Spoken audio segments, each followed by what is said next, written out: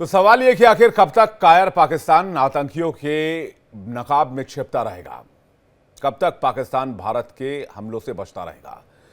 कैसे पाकिस्तान की हर कोशिश नाकाम हो गई? पाकिस्तान का डिफेंस सिस्टम क्यों फेल हो गया? पाकिस्तान में घुसकर ड्रोन से कैसे भारत ने तबाही मचाई? और सवाल यह कि क्यों चीन ने फिर पाकिस्तान को धोखा दिया? क्यों चीन ने अपने हथियारों के बिना पर पाकिस्तान को मरने के लिए छोड़ दिया? इस पर बातचीत करने के लिए मेहमानों का एक बड़ा पैनल हमारे साथ इस वक्त मौजूद है। Major general SVP Singh, defence expert, air vice marshal OP Tiwari, defence expert, major general Anuj Mathur, defence expert, इस वक्त हमारे साथ जुड़ रहे हैं। आप सभी मेहमानों का बहुत बहुत स्वागत है। और अगर आप देखेंगे सर, तो सबसे बड़ी बात जो अभी निकलकर सामने आई है वो ये है कि ये ऑपरेशन ऑनगोइंग है, यानी कि ये ऑपरेशन अभी भी जारी है। तो सबसे पहले मैं एसवीपी सिंह सर से शुरू करूंगा। सर जय हिंद, आप सभी को जय हिंद, दर्शकों को जय हिंद।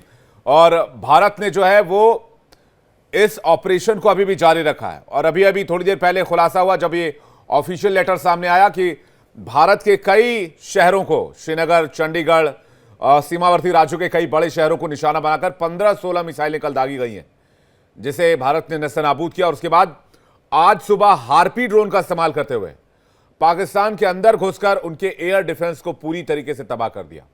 उनके कई आर्मी स्टैब्लिशमेंट को हमने निशाना बनाया। क्या पाकिस्तान को अक्ल आएगी?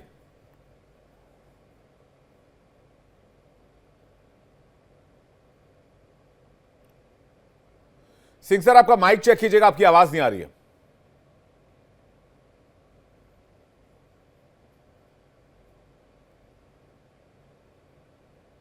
जय हिंद विवेक। जय हिंद सर। देशवासियों, बहुत फख्र की बात है हमारे लिए कि कल से जो ऑपरेशन शुरू हुए हैं उसके ऊपर कामयाबी हो रही है।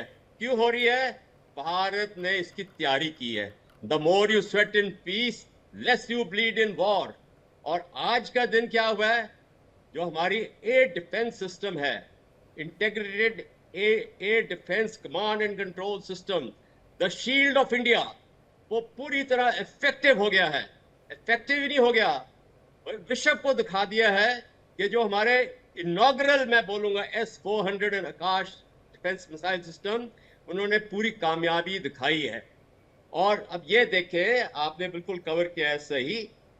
पाकिस्तान ने तीसरा पॉइंट मैं बताना चाहता हूं, अप द एंटी कर दिया है, एस्केलेटरी लैडर को उसने ऊपर कर दिया है। और उसकी ये स्ट्रेटेजिक इनएप्टीट्यूड है। जैसे कि उसने कारगिल में मुशर्रफ ने सोचा था कि श्रीनगर लेक हाईवे कट कर देगा, यहाँ पे भी वही एक और नमूना, मुल्ला जनरल मुनीर वो समझ रहा है कि भारत जैसे देश को वो कोई ना कोई एक्शन करके किसी तरह से हरा सकता है। और ये उसकी स्ट्रेटेजिक इनएप्टीट्यूड है जो आज उसने आज की रात में ये कदम लिया।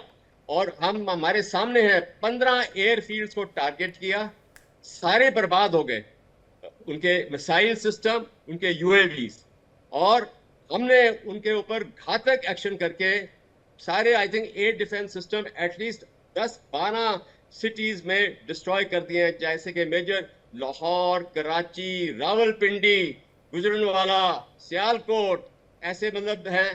तो मैं समझता हूं कि पाकिस्तान जब से ये शुरू है, मैं पिछले हफ्ते से बोल रहा हूँ, सबक क्यों नहीं सीख रहा, हाथ क्यों नहीं जोड़ रहा भारत के सामने। एक मैंने अभी देख रहा था एक और चैनल पे कि उनका एक असेंबली में रो रहा है एक्स आर्मी ऑफिसर कि भाई इसको बचाओ हमारे देश को। तो हम भारतवासी भी दयालु हैं, हम बोल रहे हैं कि वो सर मैं भी आपको दिखा देता हूं। एक सांसद है वहां के पार्लियामेंट में, वो कह रहे हैं कलमा के नाम पर बना मुल्क है। जिन्ना साहब सपने में आए थे और उन्होंने आदेश दिया था कि इस मुल्क को बनाओ, और जिन्ना साहब के सपने में कोई आए थे, उन्होंने कहा था मुल्क को बनाओ। और वो कह रहे हैं अगर ये मुल्क कलमा के नाम पर बना या जो कुछ भी वो कह रहे हैं, तो इसे बचा ले, खुदा से विनती कर रहे हैं, क्योंकि उनको उनके एस्टैब्लिशमेंट पर भरोसा नहीं है। मैं आपको एक बार सुनवाता हूं, सभी पैनलिस्ट भी सुन लेंगे इसी के साथ। आपने जिसका जिक्र किया चला के दिखाते हैं, सुनिए कैसे वो सांसद भरे पार्लियामेंट में रो रहा है। इस मुल्क की हिफाजत फरमाना जो तूने हमें अता किया है, और ये नबी सल्लल्लाहु अलैहि वसल्लम की दुआओं का है। आपने कायदे आजम को इंग्लैंड में मुलाकात की, ख्वाब में आए और उनको कहा कि जाओ वापस और जाके पाकिस्तान का मामला हल करो। आप खान अब्दुल्लाह को ख्वाब में आके ये हुक्म दिया कि तुमने पाकिस्तान की सेना है, ये मुल्क बन के रहेगा और तुमने तो ये ऐसा बड़ा मौजज़ा है कि अल्लाह पाक ने ये हमें अता किया है और अल्लाह पाक इस मुल्क की हिफाजत फरमाएंगे।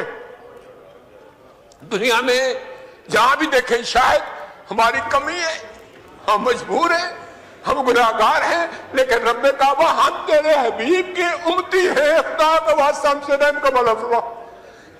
आप चले जाएं उधर फिलिस्तीन भी चले जाएं, कश्मीर में चले जाएं, जहां भी जाएंगे मुसलमानों के साथ वो ऐसे रो रहा है जो हम सोच भी नहीं सकते हैं।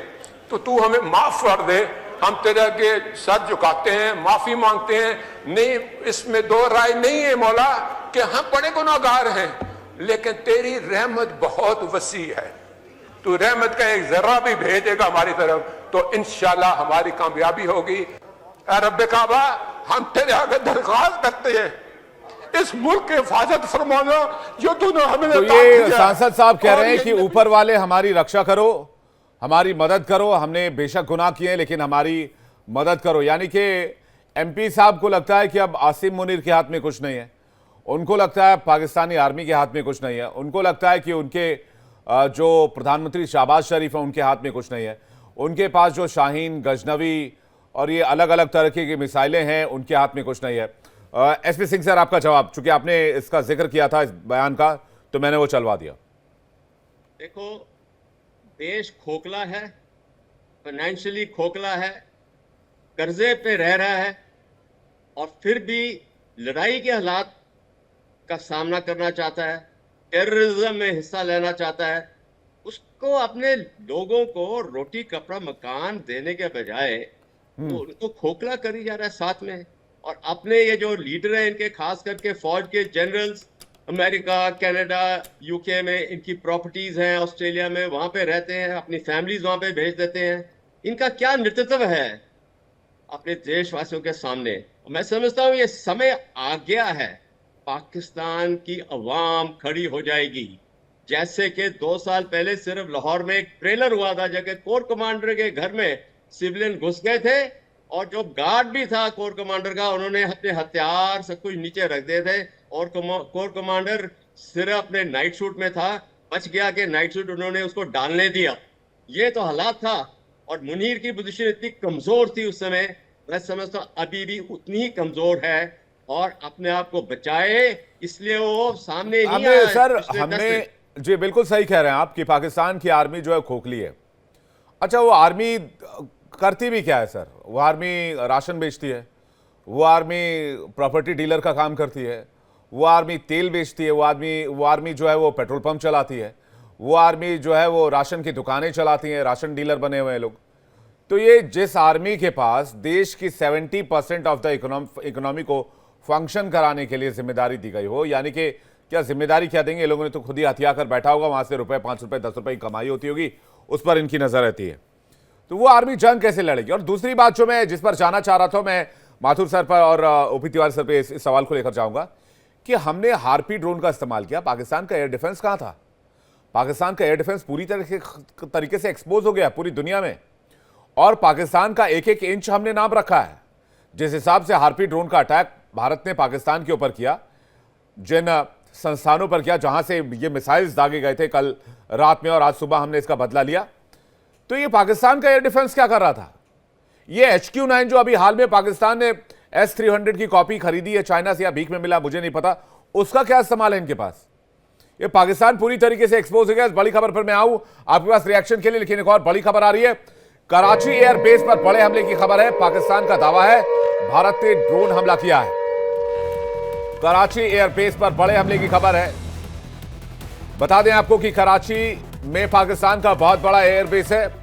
जैसे बहावलपुर के पास बड़ा कैंटोनमेंट एरिया है, उसी तरह से एक बड़ा एयरबेस है कराची में जिस पर हमला हुआ है। बड़े हमले की खबर है।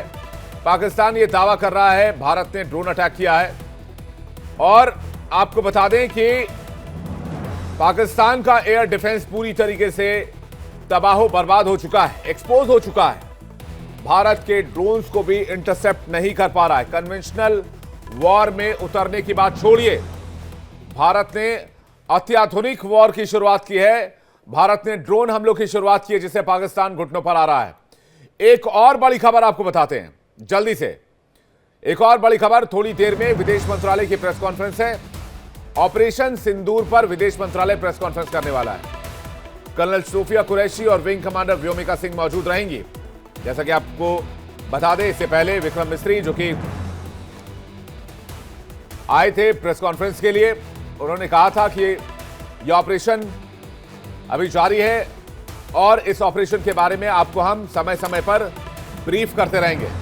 तो लेटर जो, अगर वो लेटर की तस्वीर पीसीआर के पास हो तो प्लीज चलाइएगा। मेरे मित्र नितिन बैठे हुए पीसीआर में, अगर आपके पास वो लेटर हो तो प्लीज चलाइएगा। उस लेटर के बारे में मुझे लगता है और ब्रीफ डिटेल मिलेगी। भारत के किन किन शहरों को निशाना बनाया गया, भारत के किन किन इलाकों को टारगेट करने की कोशिश की गई, और उसके बाद भारत ने जिस तरह से रिटालिएट किया, भारत ने जिस तरह से बदला लिया, भारत ने उन अड्डों को पहचाना जहां से मिसाइल दागे गए थे और उन सैन्य बेसिस को निशाना बनाकर हमला किया।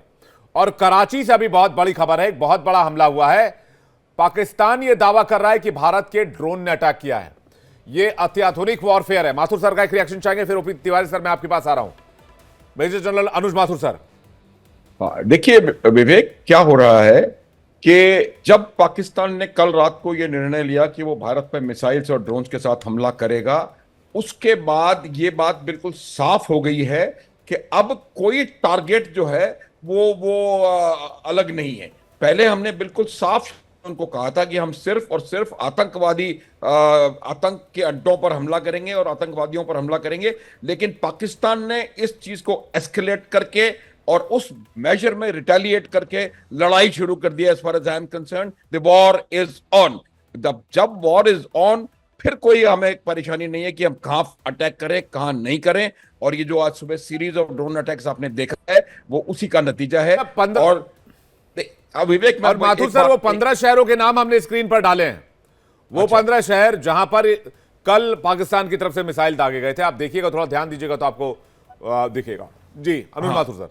हाँ, मैंने ये देख लिया, क्योंकि मैं आपको इतना बता सकता हूं कि ये जो 15 शहरों के नाम आपने लिखे हैं, अगर ये नहीं भी लिखते तो भी कोई भी सैनिक जो कि 30, 40, 50 साल फौज में रह चुका है, वो अपने आप बता देता कि ये कौन सी जगह है। 65 में भी इन्हीं जगहों पे हमला हुआ था, 71 में भी इन्हीं जगहों पे हमला हुआ था, अभी भी इन्हीं जगहों पे हमला हो रहा है। अवंतीपुरा एयरबेस, उत्तरलाई एयरबेस, ये वो स्टैंडर्ड ड्रिल्स हैं। पाकिस्तान के मिलिट्री लीडरशिप में सोचने की क्षमता नहीं है। वो सर आटा बेच रहे हैं सर, कहां से सोचेंगे? ये प्रॉपर्टी बेच रहे हैं, इसीलिए वो बिल्कुल बुरी तरह से मार खाए हैं। क्योंकि हमें, अगर हमारे एडी सिस्टम सारे भी नहीं लगे हुए होते तब भी हम इनको खत्म कर देते, क्योंकि बिल्कुल सेट पीस है, स्टैंडर्ड अटैक पैटर्न है पाकिस्तान का हर लड़ाई में।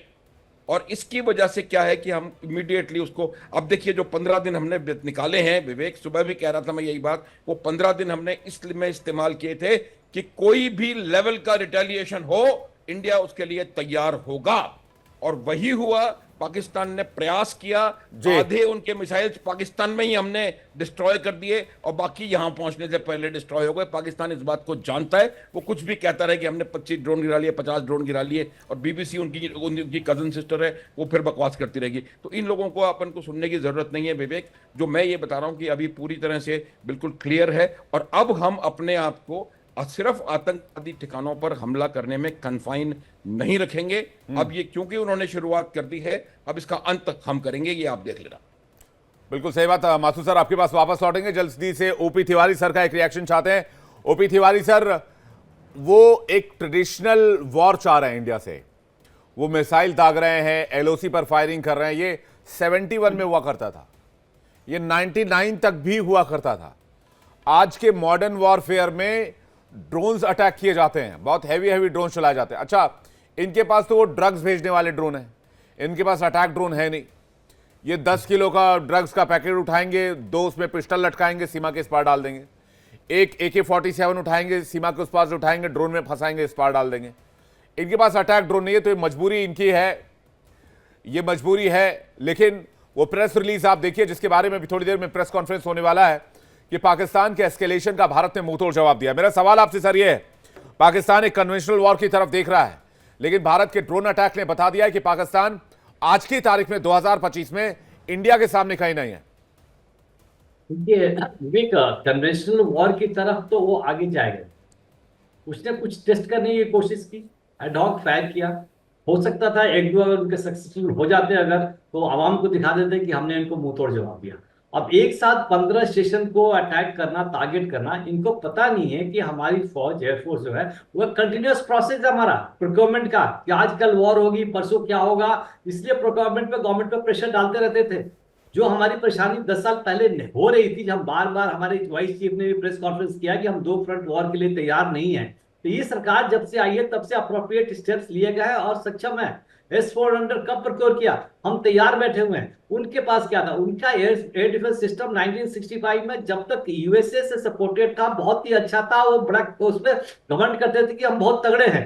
उसके बावजूद भी उनके पास सैबर पैटर्न टैंक होने के बावजूद भी हमारे नेट और विजिलेंस टैंक ने उनको हराया, बिकॉज हमारे प्रोफेशनल्स है, हमारे जो फौजी है, फौजी अधिकारी है, प्रोफेशनल्स है। उनका मतलब नहीं है कि पैसा ट्रांसफर करें। हमारे 3 जनरल बैठे हुए यहाँ पर, किसी का भी फॉरेन अकाउंट नहीं है, क्योंकि मुनीर साहब का इतने पैसे हैं कि यूएस को उनकी प्रॉपर्टी बैन करने की जरूरत पड़ रही है। ये काम करते हैं। अब इन्होंने 15 टारगेट अवश्य किया, फायर किया, लेकिन सारे न्यूट्रलाइज हो गए। हम तो शाली बैठ नहीं सकते। अब उसके बाद हमने अभी 15 नहीं किए हैं। एयरफोर्स, इंडियन गवर्नमेंट मेरे ख्याल से ये नहीं दिखाएगी कि हम आपको पर अटैक करने वाले हैं। ये करते रहेंगे, एक्शन और रिएक्शन में ही वो तबाह हो जाएंगे। और मान लीजिए 15 किया तो हमारे भी 15 तो होने चाहिए जब जैसे हो जाएंगे। अगर conventional war, all out war करें तो 4 दिन में पाकिस्तान खत्म हो जाएगा। इसमें थोड़ी बहुत रिस्ट्रेन क्या दिखाने का, हमने इतना रिस्ट्रेन दिखाया हम नहीं कर पाएंगे, लेकिन भारत सरकार जिस तरीके से वर्ल्ड में इमेज बन चुका है, दिखाया कि हमें कोई अटैक करने की जरूरत नहीं है। उनका रिएक्शन करते करते कुछ समय अपने आप खत्म हो जाएंगे। लेकिन एक सिचुएशन काफी खराब हो रही है हमें, कि हमें पूरे टाइम अलर्ट रहना पड़ेगा। इट इज नॉट दैट कि ओवर टाइम एक्टिव रहना पड़ेगा, हमें पूरे 365 days all sectors, starting from the north sectors, from the borders, at the same time internal, अंदर उनके भी कुछ लोग बैठे हुए हैं, कुछ सपोर्टर्स हैं, कुछ सपोर्टर्स हैं, उनसे ध्यान रख के हमें हमेशा ध्यान रखना पड़ेगा। एंड फौज हमारी हमेशा तैयार रहती है और तैयार रहेगी, और हमारे आवाम को इसकी कोई चिंता करने की आवश्यकता नहीं है। तो ये देखिए मुनीर साहब का कब तक ये करते रहेंगे। पाकिस्तान का एक ही सोल्यूशन है कि मैं चाहता हूं, और मैं खुशी होगी और मैं होगा भी, मैं वहां के बलूच और खैर पख्तून के जवानों को अपील करता हूं कि गोली ले आप मुनीर को उड़ाएं, तभी पाकिस्तान सामने आएगा। जिस तरीके से उनके प्रधानमंत्री का असैसिनेट हो सकता है, उनके चीफ को भी मारा जा सकता है। मुनीर है मेन सरदर्द पाकिस्तान का, विश्व शांति का, पूरे विश्व का सबसे ज्यादा हेडेक है। अब जो भी करेगा उसको अल्लाह जरूर अच्छी तरीके से उनको शाबाशी देंगे। लेकिन सर एक बात मैं इसको और थोड़ा आगे बढ़ाना चाहता हूं।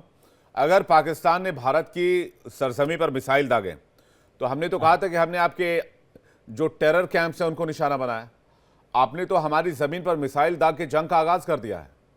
हाँ, तो इनको यही कर ही सकते हैं। हमारे पास कोई टेरर कैंप तो है नहीं। उनका रिटेलिएशन, तो हम दुनिया को ये बताएं, हमें अभी मिसाइल इकट्ठा करें, हम तो दुनिया को ये बताएंगे ना कि इसने हमारे सॉइल के खिलाफ जंग किया है, तो अब जंग में उतरना पड़ेगा हमें। हमारे पास कोई चारा नहीं है। We have no other option. सरकार तो पूरा बता चुकी है, सबको फेस कर चुकी है कि हमने कुछ किया नहीं था। लेकिन आप जो रिटेलिएट किए हो, आप जो कर रहे हो, उसका हम रिटेलिएट करेंगे। हमारी तरफ से एक्शन तो पूरा डिफेंसिव था। That strike was defensive in nature, never calling offensive. Even Pakistan के लिए भी डिफेंसिव था। जो कहते थे कि आतंकवादी हमारे बस के नहीं है, हमारे नहीं है, तो उनकी लायबिलिटी थी, उनको डिस्ट्रॉय कर दिया। तो पाकिस्तान की आवाम और पाकिस्तान के पॉलिटिकल लीडरशिप को खुश होना था, लेकिन नाराज आर्मी थी। जिस तरीके से उनके बावजूद में उस पर पाकिस्तान झंडे में लपेट करके जिसकी डेड बॉडी ली जाई गई, इसका मतलब क्लियर कट होता है कि वो दहशतगर्दी नहीं थे, बल्कि आर्मी का एक्सटेंशन काउंटर थे।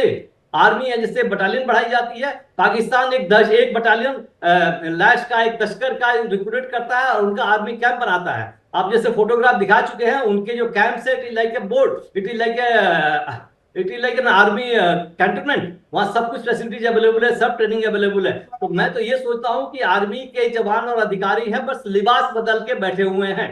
तो बिकॉज वो पाकिस्तान खाली प्रॉक्सी वॉर से ही जीत सकता था भारत से, इसीलिए इस तरह का सहारा लेना पड़ता है। और उसमें लोगों इसलिए ना 71 के बाद से कोई फेस टू फेस वॉर में पाकिस्तान नहीं आया।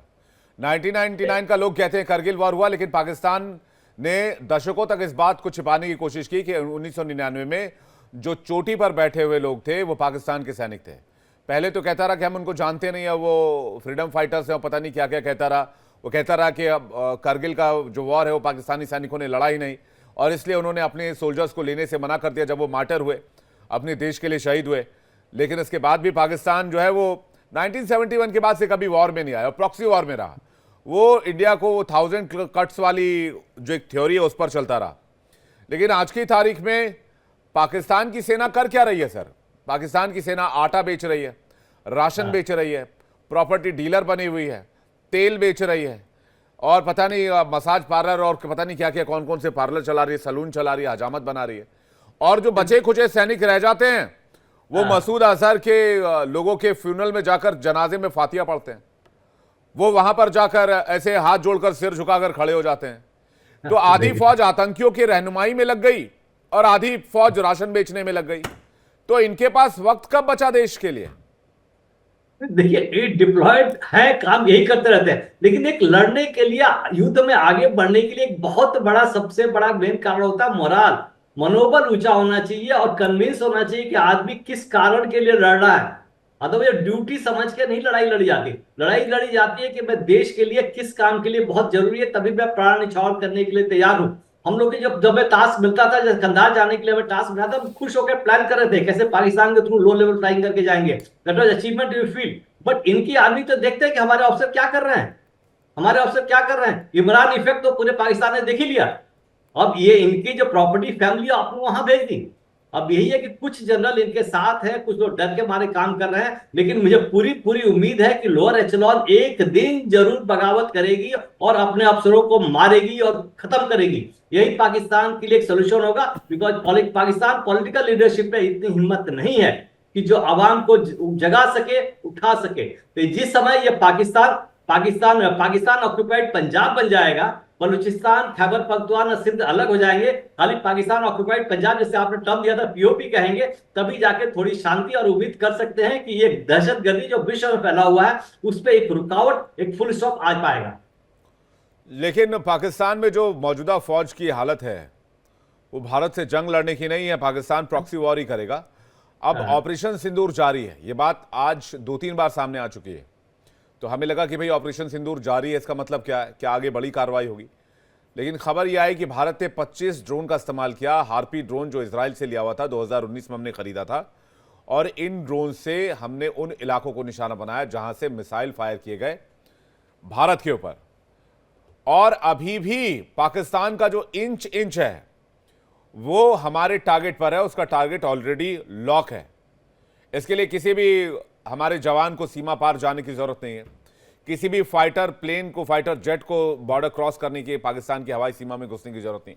ये कंप्लीटली मॉडर्न वॉरफेयर है, और मॉडर्न वॉरफेयर में पाकिस्तान कहीं नहीं है, दूर दूर तक नहीं है पाकिस्तान की जो हालत है। मैं एसवीपी सिंह सर का इस पर एक रिएक्शन चाहूंगा। एसवीपी सिंह सर, देखिए, जस्ट मेरे को 1 मिनट दें प्लीज।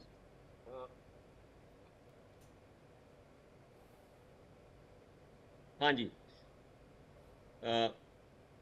देखिए, हमारा जो सिस्टम है पाकिस्तान के ऊपर, एक इंटेलिजेंस ग्रिड, एक टारगेटिंग ग्रिड और इंटीग्रेटेड क्राइस सर्विस सीडीएस लेवल पे पूरा तैयार बर तैयार। ये जब हम थिएटराइजेशन की बात कर रहे थे पिछले 3-4 साल से, ये हवा की बात नहीं थी, ये वॉर गेमिंग हो रही थी, डिस्कशंस हो रहे थे और साथों साथ तैयारी चल रही थी। बेशक फॉर्मली थिएटर कमांड्स नहीं फॉर्म हुए, परंतु उसका जो रोल है, हमारे को तो एक बहुत फायदा हो रहा है कि उसको टेस्ट कर रहे हैं हम। Now it will become battle tested theatrised commands. तो चाइना अभी भी उसको अपडेट कर रहा है, बेशक उसने 2016 से थिएटराइजेशन की हुई है। तो ये पॉइंट है, ये अभी इसका बेनिफिट अभी हमारे को देखने को आ रहा है, ये पॉइंट। दूसरा है कि जो ये तैयारी मैंने शुरू में बोला ना, the more you sweat in peace, less you bleed in war. देखो पाकिस्तान की क्या बर्बादी हुई है अभी। जैसे आप बता रहे हो कि पाकिस्तान फौज क्या करती है, राशन बेचती है। उनकी तो वेटरन फाउंडेशन जो है वो तो बाय नेम है, वो पाकिस्तान आर्मी ही चलाता है। और आगे ये बताएंगे कि जो ऑपरेशन सिंदूर है कल भी टीवी में मेरे को किसी ने पूछा था सवाल कि अभी आगे क्या पाकिस्तान रिएक्ट करेगा। मैं कहा जरूर करेगा, शैतान देश है, करेगा। किस प्रकार करेगा? उसका डॉक्ट्रिन है सब कन्वेंशनल वॉरफेयर। इसका मतलब एसिमेट्रिक वॉरफेयर, प्रॉक्सी वॉरफेयर। क्या मतलब है? टेररिस्ट का इस्तेमाल, ओवरग्राउंड वर्कर्स का इस्तेमाल, स्लीपर सेल्स का इस्तेमाल वो करता रहेगा जब तक वो मार नहीं खाता रहेगा। तो उसके लिए हमें जो हमने कल का एक्शन लिया है वो एक फेज 1 या ट्रेलर एक्शन है, मैं समझता हूं। उसके लिए हमें उसकी जो रीढ़ की हड्डी तोड़नी है, जी। उसके आइडियोलॉग्स और आइडियोलॉजी को भी टारगेट करना है आने वाले समय में। और जो इसकी कन्वेंशनल तैयारी पाकिस्तान की कमजोर है हम जानते हैं, और जो उसकी अभी डिप्लॉयमेंट हुई है वो तो 10 दिन से डिप्लॉयड है, राइट फ्रॉम गिलगिट बाल्टिस्तान से लेके स्कार्डू से लेके नीचे तक। तो अभी देख रहे हैं आप कि उसका एयर डिफेंस ही खात्मा हो गया। लाहौर जैसी जगह की जो कि उसका एक नर्व सेंटर है, पाकिस्तान का हार्ट। मैं कहता हूँ पाकिस्तान की जुगुलर वेन कश्मीर नहीं है, जुगुलर वेन लाहौर है। वहां पे कट मारा तो पाकिस्तान खत्म है। इट इज अ देखो वहां पे इसका एयर डिफेंस सिस्टम खात्मा हो गया है। और चीन ने देखो उनको कितना फायदा किया है कि सबसे कमजोर बेकार इक्विपमेंट दे दी है। और अभी तक पाकिस्तान समझता कि हमारे पास क्या कुछ है क्या कुछ नहीं।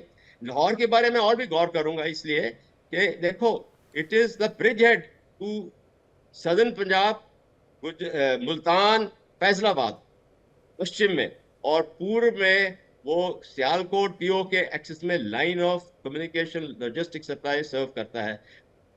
उसको छोड़ते और वो पॉलिटिकल, मिलिट्री और कल्चरल सेंटर है पाकिस्तान। वहां का एयर डिफेंस खत्म हो गया। It is the second capital of Pakistan after Islamabad and second capital financially after Karachi. Karachi का भी खात्मा हो गया है। उसकी स्टॉक मार्केट ही 14% गिर गई है, 13%। गोवा पे भी खत्म है। 2 दिन में 14% गिर गए। पहले दिन तो 6.5%, 6,500 के आसपास गई थी, 14,000 के आसपास का डाइव लगा दिया है। और अमेरिका ने एडवाइजरी जारी कर दी अपने नागरिकों को, भाई पाकिस्तान खाली करो तुरंत। खासकर लाहौर और पंजाब के इलाके से तुरंत हटने को कहा है अमेरिका ने।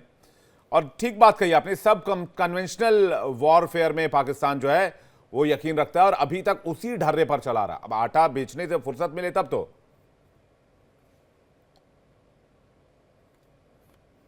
इस वक्त हमारे साथ सूर्य मैथिल जुड़ गए हैं, जो कि नेता बीजेपी। सूर्य मैथिल जी, स्वागत है आपका। आज सरकार की तरफ से यह कहा गया कि ऑपरेशन सिंदूर जारी है, मतलब क्या है इसका? धन्यवाद। पहले तो आपको और पूरे देश को भारत माता की जय, वंदे मातरम। और विवेक जी, ऑपरेशन सिंदूर का अर्थ ये है कि हम लोग एक भी जो दहशतगर्द है या फिर भारत के विरोध में जो भी स्वर उठते हैं पाकिस्तान से, जब तक उनको कब्र तक नहीं पहुंचा देंगे तब तक ऑपरेशन सिंदूर चलता रहेगा। पहली चीज। दूसरी चीज, मैं आपको बता देना चाहता हूं कि अब पाकिस्तान को जिस प्रकार से माननीय प्रधानमंत्री जी ने चेतावनी दी थी कि हम भूगोल बदल देंगे, तो जब तक पाकिस्तान का भूगोल नहीं बदल जाएगा तब तक ये ऑपरेशन सिंदूर नहीं रुकने वाला। आपने देखा होगा कल रात को 15 जगह पर पाकिस्तान ने हमला किया था, मिसाइल हमला। हमारे S-400 जो एयर डिफेंस है उसने उस एयर अटैक को खत्म कर दिया था।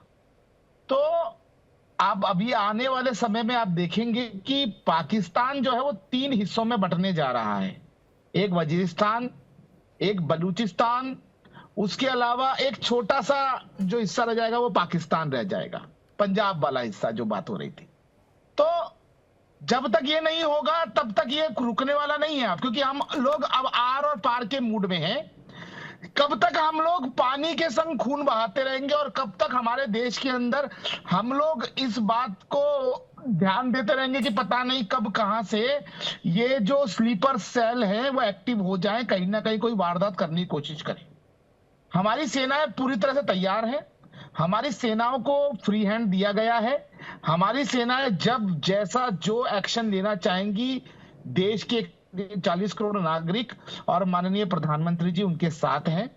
और मैं आपको बता देना चाहता हूं कि जो भारत में उनकी अवैध संतानें हैं उनको निकालने का काम भी पूरे जोर शोर पे चल रहा है।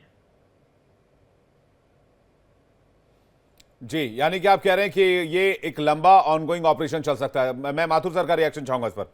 माथुर सर।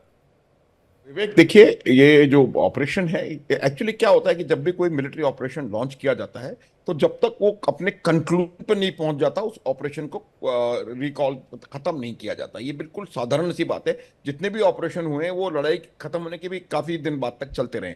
ये जो स्टेटमेंट आया था राजनाथ सिंह जी का, उस समय तक ये हमें नहीं पता था लोगों को कि पाकिस्तान ने हमला करने का प्रयास कर जी। लिया है और उनको खदेड़ दिया गया है। तो ये इसको इस स्टेटमेंट को उस लाइट में देखने की आवश्यकता है। देखिए, पाकिस्तान, में बार बार कह रहा हूं, पाकिस्तान कन्वेंशनल वॉर अफोर्ड नहीं कर सकता। और कन्वेंशनल वॉर क्योंकि वो अफोर्ड नहीं कर सकते, सर अफोर्ड कर इसलिए नहीं सकता तो फिर ये मिसाइल दागने की वजह क्या है? वजह उसकी यही है कि जब प्रेशर में है वो अपने मुल्क के। एक लाइन विनाश काले, वही है। विपरीत क्योंकि बुद्धि। हाँ, अभी क्या है, मैं आपको बताऊं कि जो पाकिस्तान की जो फौज है, उसकी फौज की रेलेवेंस जो है वो कम होती जा रही है। रेलेवेंस से मेरा मतलब है कि पाकिस्तान की फौज के ऊपर पाकिस्तान के हुक्मरानों को और पाकिस्तान की आवाम को अंधविश्वास था, अंधविश्वास कि ये है जब तक इन्होंने ही हमारे को रोक रखा है और इन्होंने ही हमको बचा रखा है। अब उनको हमने 4 बार लड़ाइयों में हरा दिया और पिछले 3 बार उनके अच्छे अच्छे सिस्टम कुछ नहीं कर पाए। सर्जिकल स्ट्राइक हो गई, बालाकोट हो गया और अब 9 बालाकोट इस हो बार तो सर पाकिस्तान के लोग पूछ रहे हैं कहां तुम्हारा एयर डिफेंस सिस्टम? गया। बिल्कुल, ये तो तुमने हमें और- मार और दिया, कल को कोई भारत बड़ा बम मैं- पटक दे तो एक भी पाकिस्तानी हाँ। नहीं बचेगा। और मैं फिर तुमको ये बात बताना चाहूंगा विवेक कि एयर डिफेंस सिस्टम है, लेकिन उसके पीछे होने वाली सेना कहां है? अब प्रश्न ये नहीं रह गया अवाम का, पाकिस्तान की अवाम का। अब सवाल पाकिस्तान की सेना से ये है कि भाई आप कहां हो? सिस्टम तो है, हमने खरीद लिया 5,000 करोड़ का चाइना से, उसको चलाएगा कौन? रोकेगा कौन भारत के मिसाइल स्ट्राइक को?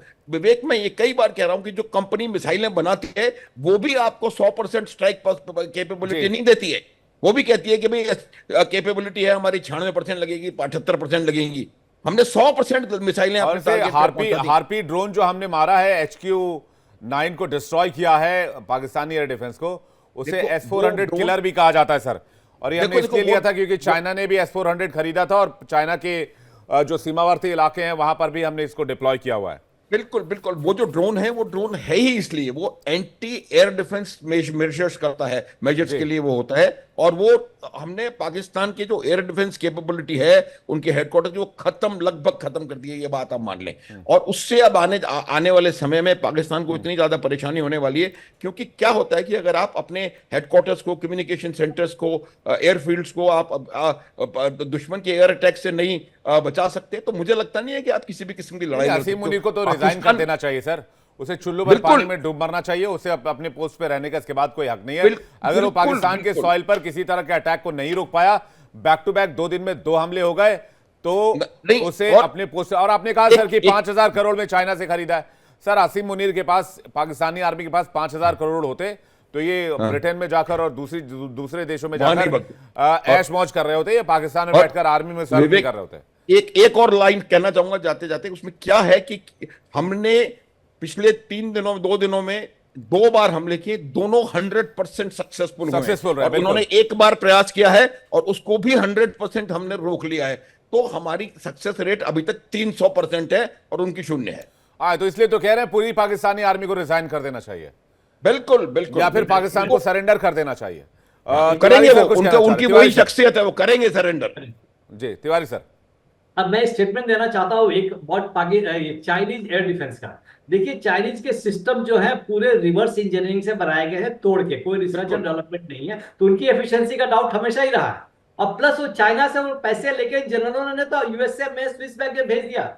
तो पाकिस्तान आवाम को मालूम होना चाहिए कि 4,000 करोड़ जो चाइना को दिए हैं, सो 2,000 करोड़ तो इन्होंने वापस ले लिया।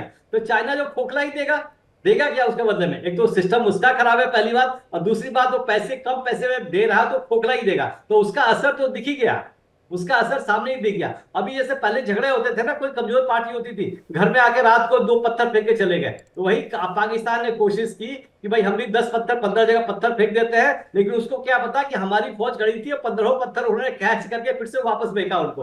तो इस तरीके झगड़ा और वो करना चाहेगा, दिखाने की कोशिश करेगा कि हम अटैक नहीं कर रहे हैं, हमने थोड़ा रिटेलिएशन किया, आवाम को खुश करने की कोशिश की। जिस तरीके सोशल मीडिया पर उन्होंने फैलाया कि हमने इतने राफेल गिरा दिए, इतने उनके मीडिया के अनुसार तो हमारा राफेल एक स्क्वाड खत्म हो चुका है। तो वो थोड़ा शॉर्ट जी। टर्म मेजर किया, अपना इंप्रेशन क्रिएट करने की कोशिश करेंगे। जब ये सब शांति रिटायर नहीं करोगे, इनको कोई मारेगा, मुनीर साहब को कोई एसेसिनेट करेगा, रिजाइन नहीं करेंगे जब तक एसेसिनेट होगा, क्योंकि पागल आदमी है, नमूना है, इसको अपने आप रिजाइन कभी समझ में आएगी नहीं। अगर समझ में की बात है तो ये बाहर के टैक्सी ड्राइवर्स को बुला के कहा था मैनराई पाकिस्तानी है, उनको ये पाठ सिखा रहा था जो जिन्ना ने सिखाया था, और उसका क्रिएट किया कि मैंने वो डायस्पोरा बुलाया। कोई डायस्पोरा नहीं थे, पाकिस्तान के वो टैक्सी ड्राइवर्स थे जो सऊदी अरेबिया चारों तरफ सूट पहन के बैठे हुए थे। तो इस तरह के इंप्रेशन क्रिएट करके अब परवेज सर साहब का दिक्कत ये है सर कि हाँ। पाकिस्तान के अंदर ट्रस्ट डेफिसिट क्रिएट हो रहा है। पाकिस्तान की आवाम और पाकिस्तान की सेना, पाकिस्तान की आवाम वहां की सेना से पूछ रही है, भाई किसी भी देश ने, हिंदुस्तान ने, ईरान ने, अभी ईरान ने भी मिसाइल मारा था इनके ऊपर, उसको भी नहीं रोक पाए थे, 2 महीने पहले की बात है ये। तो ये जो मिसाइल्स पाकिस्तान के ऊपर आ रहे हैं, ये रुकते क्यों नहीं है? पाकिस्तान में आकर फट क्यों जाते हैं? इन मिसाइलों को रोक क्यों नहीं पा रहे हैं? मैं आपको सुनवाता हूं सर कि वहां के लोग किस तरह से सवाल पूछ रहे हैं अपने हुक्मरानों से, पाकिस्तान की सेना चीफ से, ISI चीफ से, कि इन मिसाइल हमलों को तुमने रोका क्यों नहीं? पाकिस्तानियों को मरने के लिए क्यों छोड़ा? इसका जवाब कौन देगा? सुनिए क्या कह रहा है पाकिस्तान का युवक। इंडिया ने पाकिस्तान के ऊपर 24 मिसाइल हमले किए और हैरानगी की बात यह है कि तकरीबन सारे मिसाइल अपने टारगेट के ऊपर जाके लगे। इंडिया ने जो टारगेट सेट किया हुआ था, इंडिया ने वो टारगेट अचीव किया।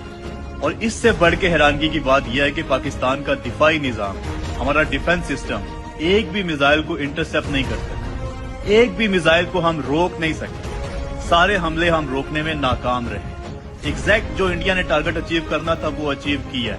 वो जो कहते हैं ना कि इंडिया ने घुस के मारना था, इंडिया ने वाकई घुस के मारा। इंडिया ने किसी फौजी तनसीबात को निशाना नहीं बनाया। अभी इंडिया ने हमारे किसी छोमनी के ऊपर, कैंट के ऊपर या किसी ऐसी हसास जगह के ऊपर अटैक नहीं किया। यही 24 के 24 मिसाइल अगर हमारे किसी हसास जगह के ऊपर टारगेट किए जाते तो अब तक तो प्रोग्राम बढ़ चुका होना था। यही अगर GHQ के ऊपर फेंका गया होता तो प्रोग्राम बढ़ चुका होता, या यही किसी और हसास जगह के ऊपर मिसाइल गिराए जाते तो किसने रोकने थे? हम तो रोक ही नहीं सके भाई, एक भी मिसाइल नहीं हम रोक सके। दूसरी अफवाह ये फैलाई जा रही थी, सारी रात को पाकिस्तानी मीडिया लगा हुआ था, सोशल मीडिया के ऊपर तमाम झूठ पॉलिसियां लगे हुए थे, वो पाकिस्तान ने इंडिया के जहाज गिरा दी हैं। वो सारी पिक्चर्स मैंने देखी, कोई 8 महीने पुरानी है, कोई 3 साल पुरानी है। तो ये ट्रस्ट डेफिसिट क्रिएट हो रहा है और कह रहे हैं पाकिस्तानी कि भाई हमारी रक्षा क्यों नहीं कर पा रहे हो। मैं इस पर एक सेकंड में सूर्य मैथिल जा रहा हूं। मैं SVP सिंह सर का एक रिएक्शन लूं जल्दी से। SVP सिंह सर, देखिए, इसके ये साफ जाहिर होता है जो पाकिस्तान के पास इक्विपमेंट है, पहले भी रही है, अमेरिकन इक्विपमेंट रही है। 1965-71 की लड़ाई में जो हमारे पास उस समय 65 की लड़ाई में टैंक सेंचुरियन थे, उनके पास शेयरमैन थे, बहुत सुपीरियर थे, और हमने वो लाइन अप कर दिए थे खेमकरन में। ग्रेवयार्ड था पाकिस्तान के शेयरमैन टैंक्स का 65 वॉर में। और वैसे ही तिवारी साहब इसको कंफर्म करेंगे कि नैट्स वर्सेस सैबर, हमारे पास नैट्स चुटकी सी एयरक्राफ्ट थी फाइटर, वो उनके सेबर अमेरिकन, उनको डिफीट किया हमने 65 की वॉर में। क्यों? सबसे पहले हमारी जो ट्रेनिंग है बहुत ही अव्वल दर्जे की ट्रेनिंग है। The man is trained, the leader is trained, the leader trains himself, he trains his command. ये सबसे बड़ी चीज है। आपके पास सबसे बेहतरीन इक्विपमेंट आ जाए, आप उसको बूट पॉलिश भी नहीं करोगे तो आपको उसको चलाना कैसे आएगा? You do not know how to operate it.